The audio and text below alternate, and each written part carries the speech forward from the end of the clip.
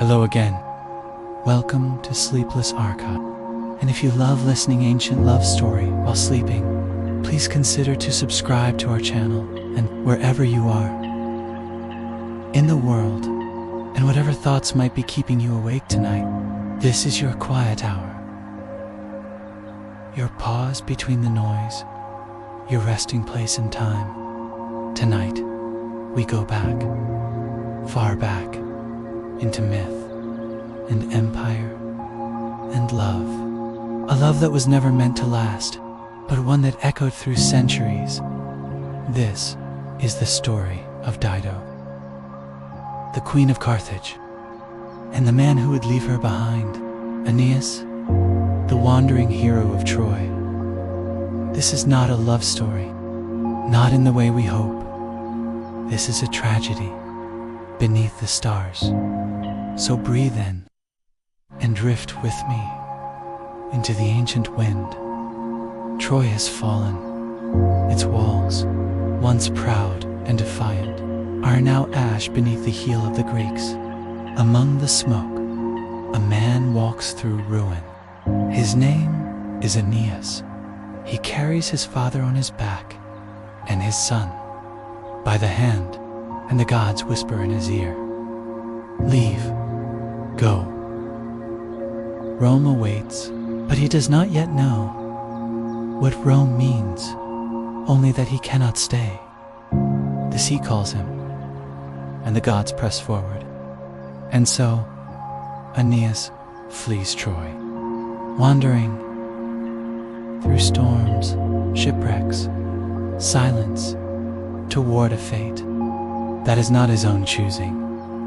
Far across the sea, in North Africa, a woman builds a city from nothing.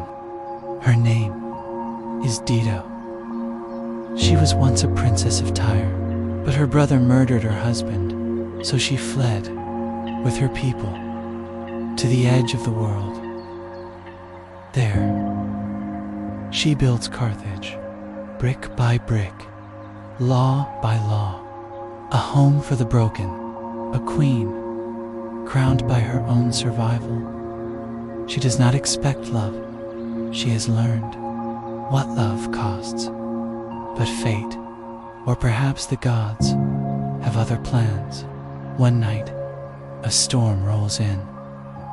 The waves rise, the heavens break open, and from the darkness, ships appear, broken, desperate, wandering.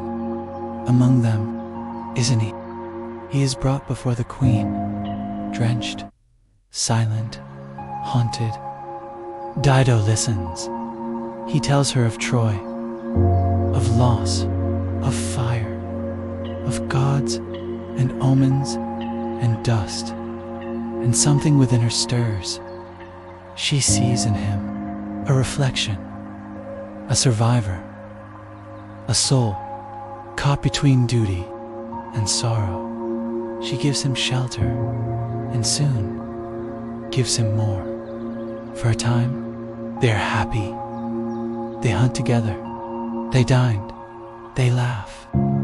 Carthage blooms brighter than ever before, and the people say, "Look, the queen smiles again." But the gods are watching. Jupiter, king of the sky, reminds Aeneas, "You are not meant to stay. You must leave and build Rome." And so, in the dark of morning, Aeneas prepares his ship, silently, cowardly, without a goodbye. But Dido is not a fool. She sees the ships readying. She demands answers. He speaks of fate, of duty, of the will of the gods. But Dido hears only this. "I never loved you enough to stay," she begs. She rages. She collapses in fury. Then silence, and Aeneas leaves. Not because he does not care, but because he is afraid of not becoming what he was told he must become. Dido climbs to the place where she first welcomed him. She builds a pyre. On it, she lays his sword and his cloak, and the memories that won't stop echoing. She curses him and his descendants, and she whispers, "Let there be hatred between Carthage and Rome forever." Then she ends her story, alone on fire, and remembered. The gods are silent. Aeneas sails onward. He will never see her again. But her curse will shape empires, and so a love becomes a war. A wound becomes history, and two cities, Carthage and Rome, will never find peace.